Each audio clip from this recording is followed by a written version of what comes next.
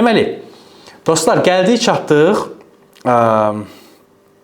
çox maraqlı bir mövzuya. Bu bizim danışığımızı, yazmamızı tam belə B2 eləyəcək. O belə deyə də B2-nin belə qapağını qoyacaq bir mövzudur. Bu haqda da xüsusi belə yazıb çəkib eləməyəcəm. Çünki burada sadəcə ümumi şəkildə belə izah verəcəm nələrdir.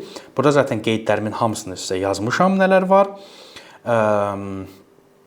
Məsələn, əlavə informasiya verəndə biz also'nu zaten bilirsiniz. In addition, furthermore, moreover kimi ifadələrdən istifadə edirik. Bax, bunları birinin sizə belə deyək də izahına ehtiyac yoxdur. Çünki bunları sadəcə istifadə eləməlisiniz. Yazın, bax. Bunun ən gözəl öyrənmə forması. Bunları mən də hətta öyrəndiyim vaxtlarda yazmışam bunlar haqqında çoxlu-çoxlu. Yəni bir məqalə, bir şey üçün, belə deyək də bağlayıcı üçün bir dənə məqalə yazırdım, bir dənə belə esse yazırdım ki, orada bir dənəsini istifadə edəcəm. Sonra başqa bir esse yazanda başqa birini istifadə edirdim. Hamısını birinə yalandan basmırdım. Burada məsəl üçün ziddiyyət və müqayisə ilə bağlı olanlar var. However, hansı ki o haqda danışmışdıq biz əlavə olaraq. Nevertheless. Daha sonra burada səbəb və nəticə bağlayıcıları var. Therefore, as a result.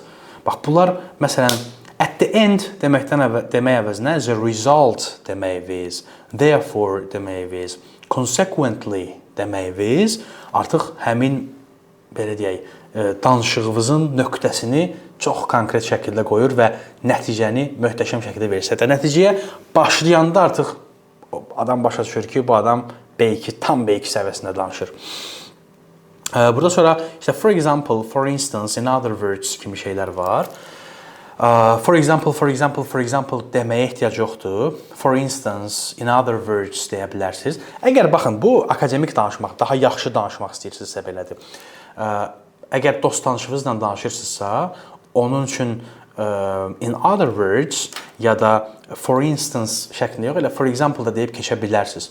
Amma bir iş iclasındasınızsa amma yaxşı olar ki, bildiyiniz bütün bu bağlayıcıları düzgün qaydasında, yerində istifadə edəsiniz.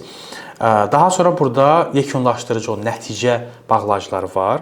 In conclusion, daha sonra to sum up, yəni yekunlaşdırası olsaq, in summary, overall, yəni nəticə etibarilə son olaraq belə ən sonda desək, bax belə bir mənaya gəlirlər. Hamısı demək olar ki, eyni mənaya gəlir. Daha sonra burada var fikirləri ardıcıl irəli sürmək üçün olan bəzi bağlayıcılar. Məsələn, firstly, secondly, next, then, finally, in the first place.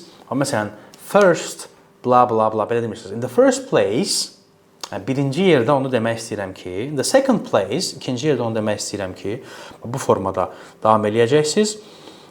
Sonra vurğulamaq